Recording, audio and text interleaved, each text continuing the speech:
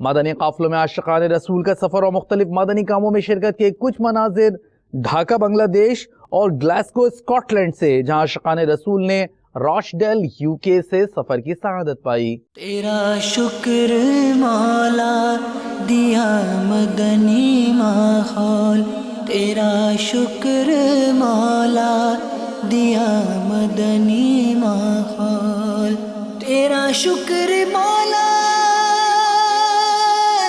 دیا مدنی ماحول، تیرا شکر مولا دیا مدنی ماحول، نہ چھوٹے کبھی بھی خدا مدنی ماحول، نہ چھوٹے کبھی بھی خدا مدنی ماحول۔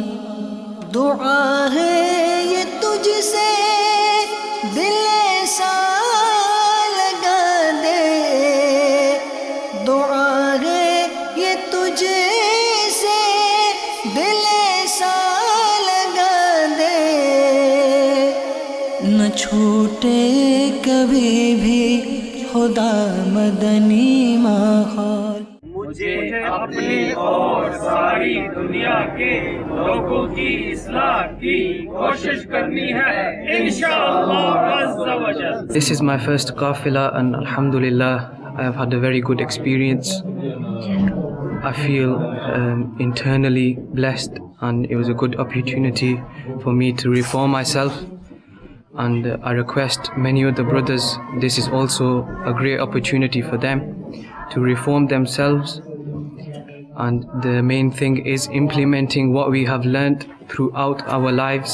ماشاءاللہ ہم نے جو ہے نا یہاں قافلے میں سنتے سیکھی ہیں، گزر کے افراد سیکھے ہیں، نماز پڑھنے کے صحیح طریقے سیکھے ہیں، اور بہت سی جو چیزیں زندگی میں پہلے کبھی نہیں سیکھی تھی، سیکھنے کا موقع ملا۔ میں میری طرف سے سب میرے مسلمان بھائیوں کی خدمت میں گزارش ہے کہ آپ بھی اپنا وقت نکال کے کم از کم ایک بار مدنی قافلے میں سفر کریں۔ یہاں بہت کچھ سیکھا ہے، نمازیں سیکھی ہیں، پڑھنا سیکھا ہے، اور ہمیں بہت خوشی ہوئی ہے یہ دیکھ کر۔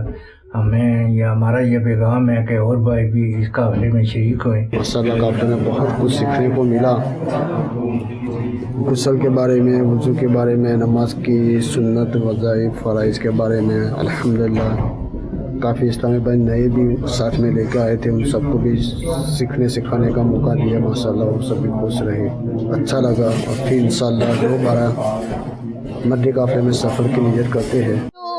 گناہوں کے مرض سے تنگ ہے، بیزار ہے، جو گناہوں کے مرض سے تنگ ہے، بیزار ہے، قافلہ اتار اس کے واسطے تیار ہے، قافلہ اتار اس کے واسطے تیار ہے۔